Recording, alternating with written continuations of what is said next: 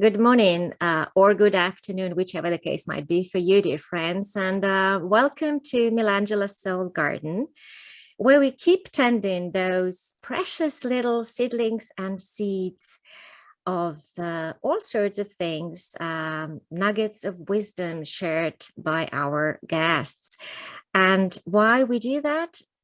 To make you to sort of entice you to sow them in your garden that you call your life. So they are there for you at your convenience. And I like to think of them as seeds of love, gratitude, compassion, but also self-love, self-esteem, self-care, and the list goes on and on. But none of them germinates unless you open your mind and heart to new possibilities. And unless you understand that that beautiful, magical genie resides inside of you, and he can do everything for you and change your life entirely. It just so happens that today is the very first episode of my new podcasting season, and I'm so thrilled to have a special guest with me. Welcome, Holly Erin Copeland. Hi, Melangela. Thank you so much. I'm so happy to be here, and to all your listeners, just And welcome. I'm really grateful to have you here with us today. Thank you. I promise so many things to our audience, and we shall do them all. But first things first, right? Let's have a little bit of Holly, who she used to be, what she did was doing in her job, and why things changed for her dramatically, so much so that she turned a new leaf, and maybe how you got out of that abyss, Yeah. briefly. Okay, briefly, sure. I would love to tell my brief story. So I was for 25 years working in conservation.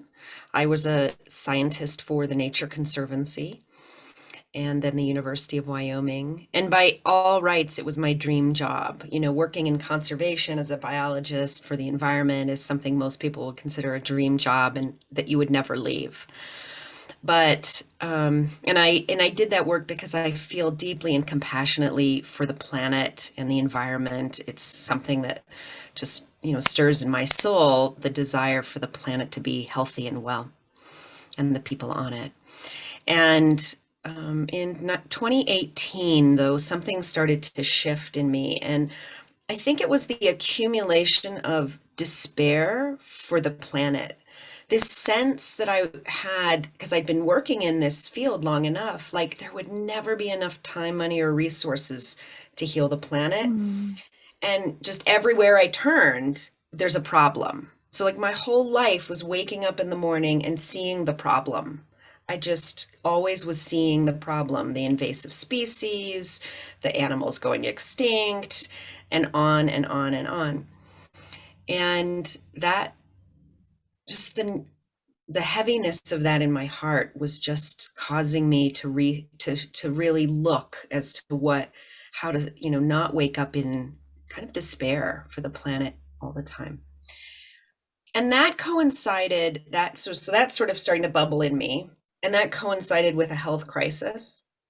I woke up one morning and I had bags under my eyes, and I was really my face was sort of inflamed red, and I had no idea why. And it turns out that ended up happening to me for 8 months, until I finally figured out what was wrong. And I went on this long search, I mean, day after day, to understand why I was sick. And it was very difficult. I didn't know why. All I knew is when I would leave the house to go on a travel trip, I would get better. And when I would come home, it would get worse. So I knew something in my house was making me sick, but I didn't know what. And with the help of some incredible functional doctors and an environmental toxicologist, I finally figured out that it was mold. And it was actually mold in my bed. Oh my Um, goodness. I know. I had a foam mattress on my bed with a vinyl lining underneath it, and this is all sewn into the mattress, so I had no way to see it. We didn't even discover it until on a hunch. I didn't even know it was there.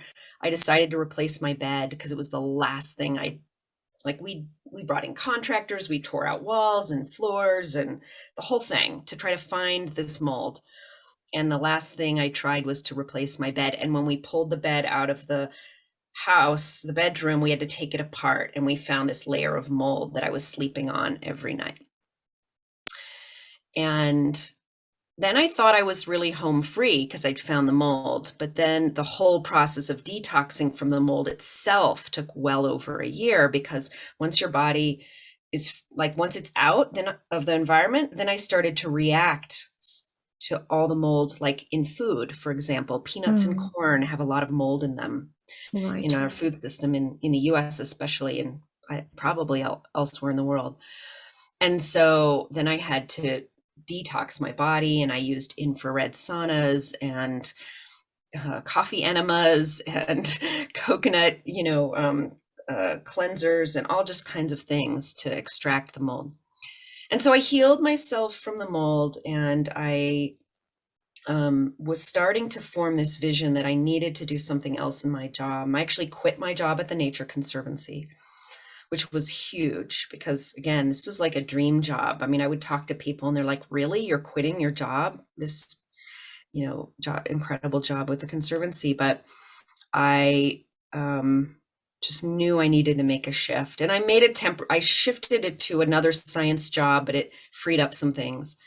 And then in that second job with the University of Wyoming, I started to really do an inward soul search for what I really wanted to be doing.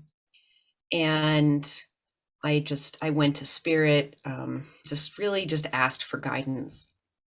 And that took me into actually, I was on a run one day, and kind of a voice came in. I was listening to a podcast on somebody who was a coach, and a voice came in and said, do that. I literally came back from the run and was like, I think I know what I'm supposed to do.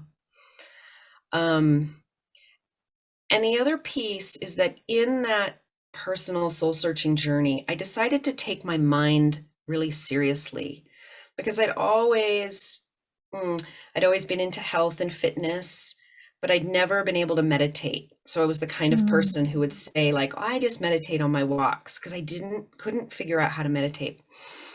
And I decided to really pursue that inner path of meditation, and with the help of some teachers I met in a course, and the Muse headband, so some technology, I started to actually get some support to meditate. And that inner journey was what just kind of changed everything for me. So am I right in saying that you, as scientist, realized at a certain point that yes, there is a thing called spirituality, and yes, I need to explore this area and go deeper and start meditating? Is that sort of along the lines of, yeah? Yeah. So it is possible for a scientific mind to get transformed this way. Yes. And I will say that I had been into spirituality as a teenager. So I didn't come with no spiritual background. I'd actually was somebody who would, I listened to Eckhart Tolle and what he said about how we're not our thoughts. I had heard that about 15 years before. And I was like, that really resonated with me. So I'd been exploring my mind without meditation, and kind of just dabbling in the world of meditation or spirituality. But this inner journey of really taking the time to meditate, an hour to 2 hours a day. And that was where everything really shifted, when I believed that, no, this is a very important practice to spend time listening deeply within. So these last couple of years have really been disruptive and challenging for many of us, right? If not for everyone. And now some people believe that when we are inharmonious, that we find every single bit coming from the outside.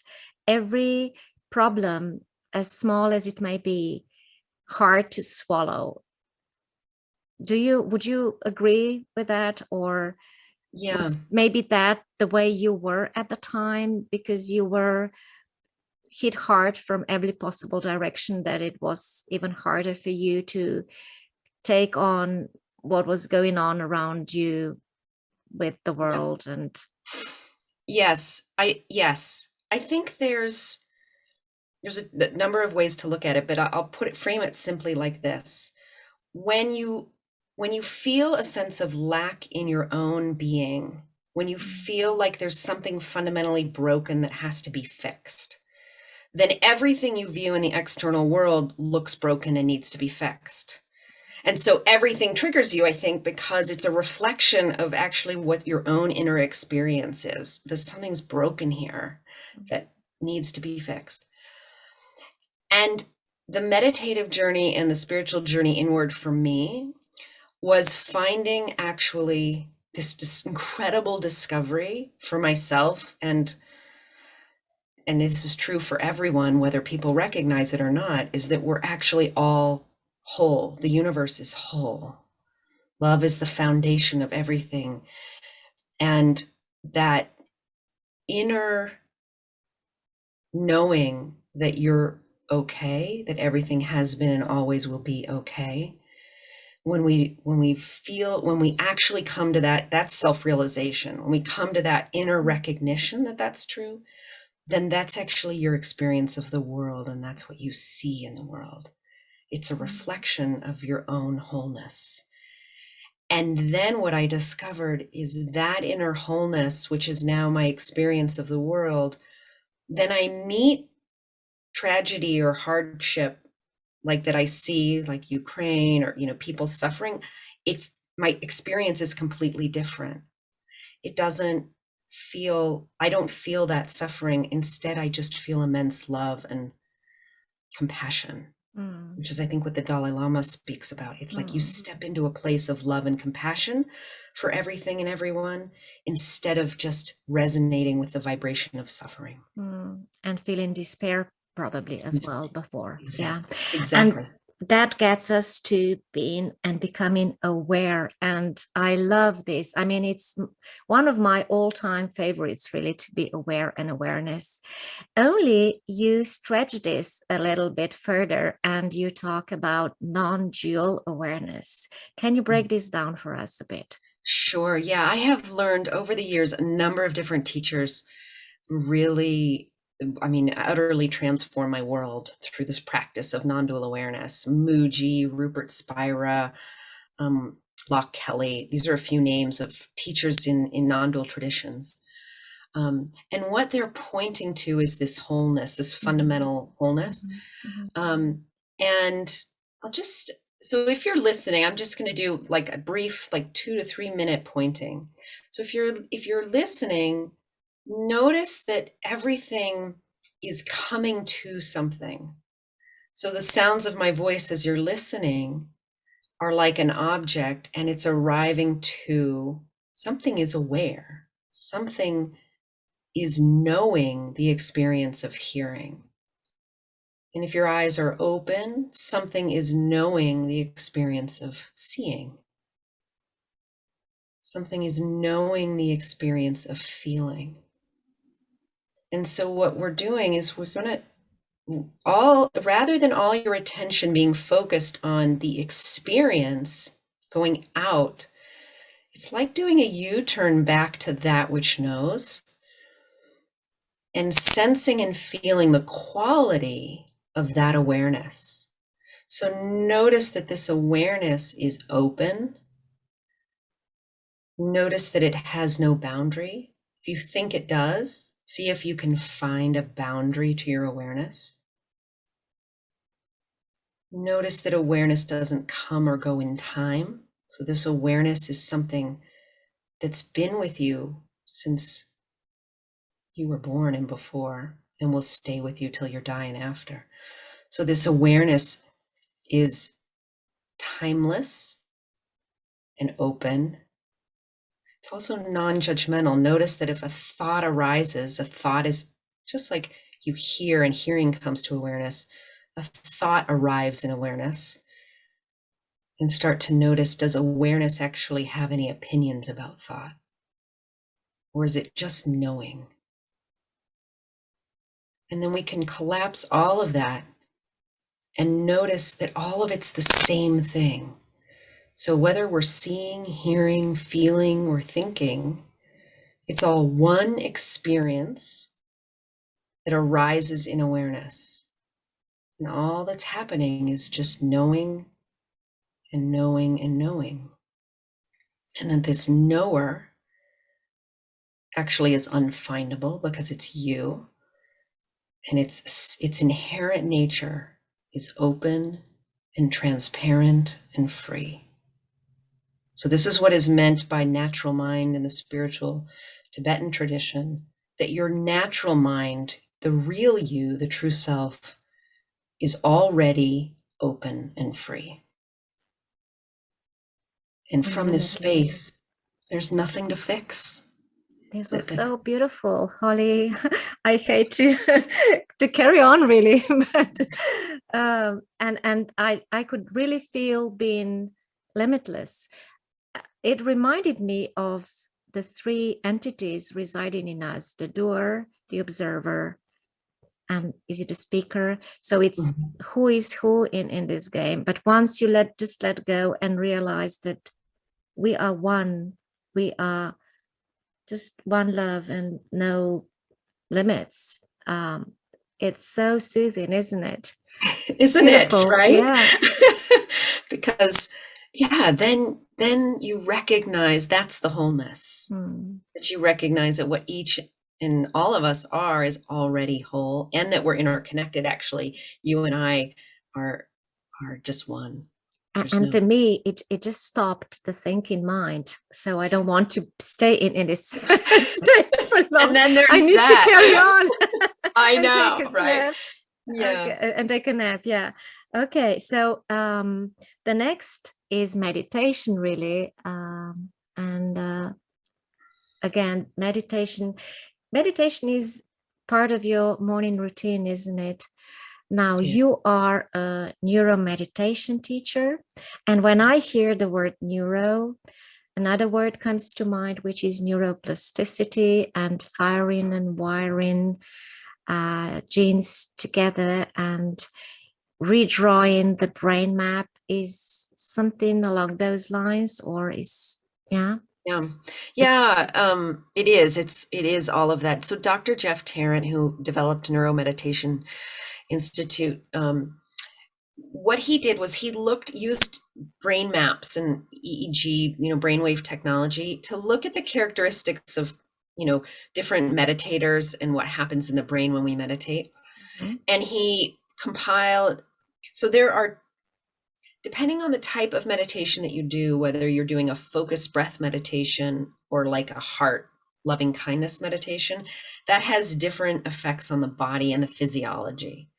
And so the idea with neuromeditation is to to help people discover meditation styles that are going to help them with the issues that are most present for them.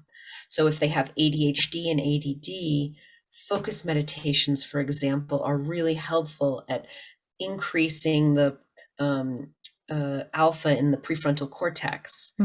And whereas if you're sort of in a depressive state, loving kindness, self-love meditations can be incredibly helpful for, the emotional centers of the brain. So that's the theory a little bit behind neuromeditation and what he's trying to do with that.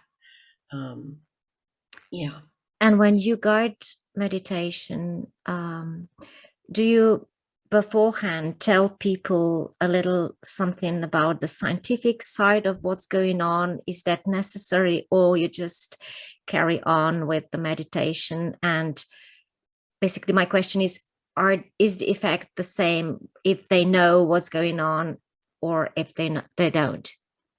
It is the same whether they know or not. So I don't generally tell people, but if I'm working with a client, my coaching practice, for example, and I can see that they're struggling with a certain issue, then I might recommend, Skeptics, maybe. yeah, that we go down the road of a certain type of meditation.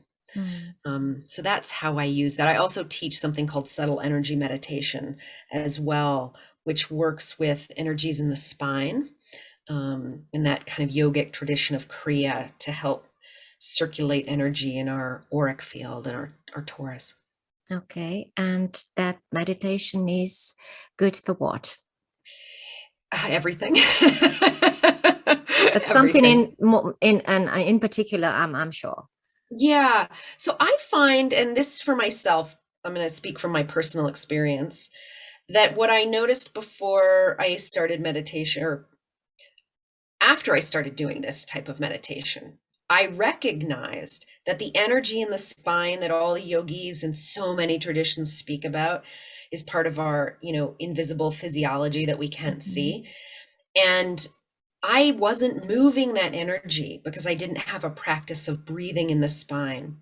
And the practice of breathing into spine starts to circulate energy in the body.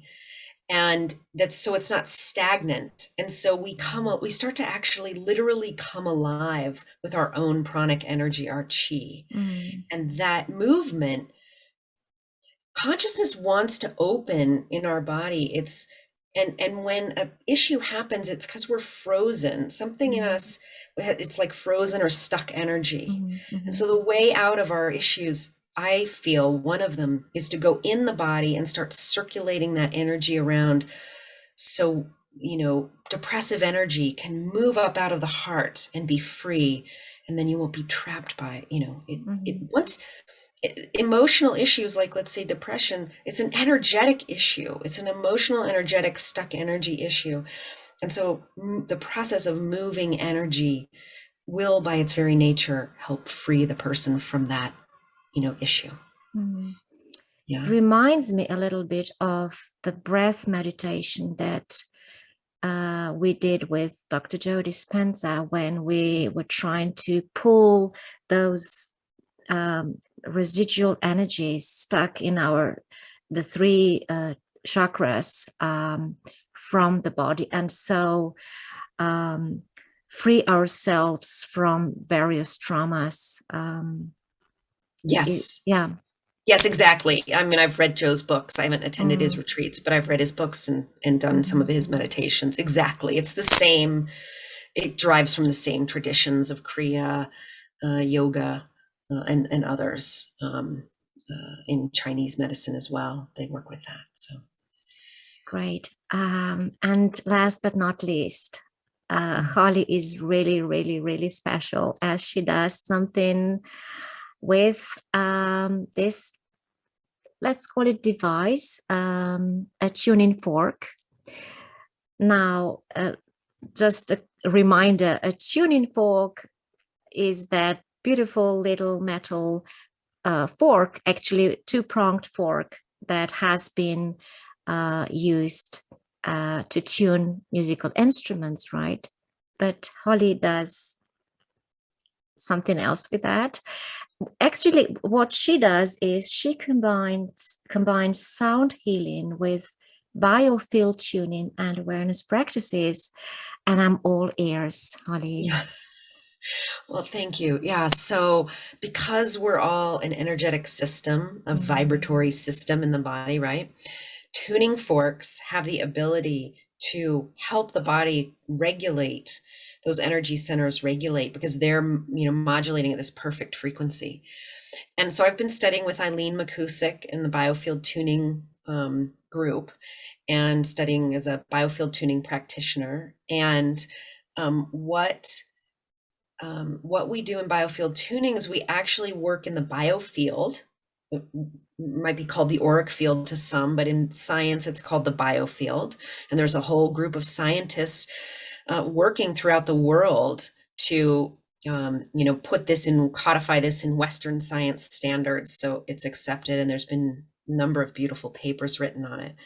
And in the biofield, what Eileen discovered is that energy, so patterns of thought and emotion and traumas, are actually stored as contractions and energy in our field. Mhm. And in biofield tuning, we comb through the field with a tuning fork and we look for those patterns of stuck energy. And then we allow the tuning fork to clear them. And the tuning fork communicates with the body, Wow.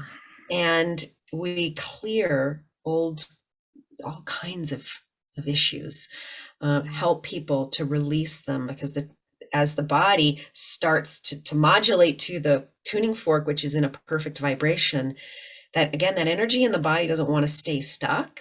And so the body actually starts to release and open and let go of whatever pattern was being held by the field. It's an incredible healing modality. I've fallen in love with it. I have worked with hundreds of people now and just seen extraordinary openings from people through this modality.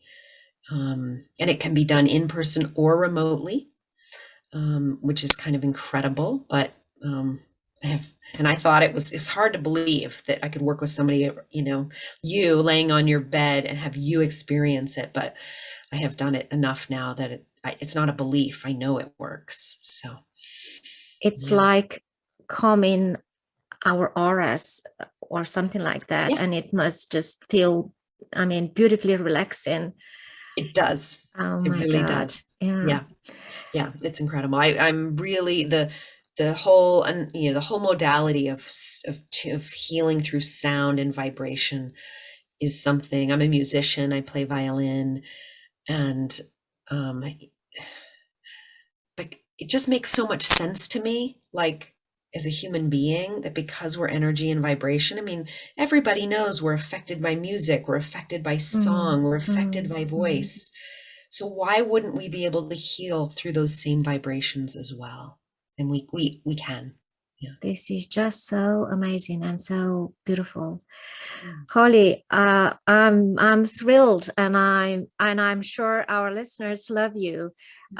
So let us just repeat again. Holly is a human potential coach, and she's a Reiki master, and she's a sound healer as well. And she then is a host of the coach. Can you help me with the name? Is it Heart Mind Happy Heart Hour? Mind Alchemy Lab. Alchemy. Okay. Yep. And she does incredible things. I would say the staple of her healing modalities probably is sound. You feel strong. You have this, you strike me as a sort of musical person. I can really feel you. Yeah. And Yeah, I think it's through sound and the combination of sound and awareness. So I'd like to point to awareness in the sound healing work that I do to help people tune into that whole perfect being that they already are, in the sound healing sessions that I do. So and that's of my course unique. it goes without saying that you do your sessions online as well Mhm. as I do. in person. So Yep. um, how can people get in touch with you, Holly? Can you give us your social media handles and Yes. contact Yes. Thank information? you. Yeah. So my website's heartmindalchemy.com. And you can find links to everything there, but I'm on Instagram at Holly Erin Copeland, and I'm on Facebook as well. There's a Heart Mind Alchemy page on Facebook that you can reach me at as well. And when this episode is aired, I'll make sure that everything is written down there as well, to make sure that people can find you. Thank you ever so much for coming to my garden and taking the time that early in the morning. First thing in the morning. I do hope to have you as my guest again, hopefully with some meditation that you can guide for us. Thank you, and take care. Thank you so much, and thank you everybody for listening. And I just want to say that I love the the essence of what you have here, the seeds of love within everybody, as you were doing the opening and you were speaking about that, and I just so resonate with that everybody has that, and to reach within to find that and bloom that in our own lives. So what you're doing here is so beautiful. Thank you. Thank you. And also thank you, dear listeners, for being with us, keeping us company. And I'm really happy to have you aboard. Till next time, all the love from Melangela and Holly. Take care, everyone, and bye. Bye bye.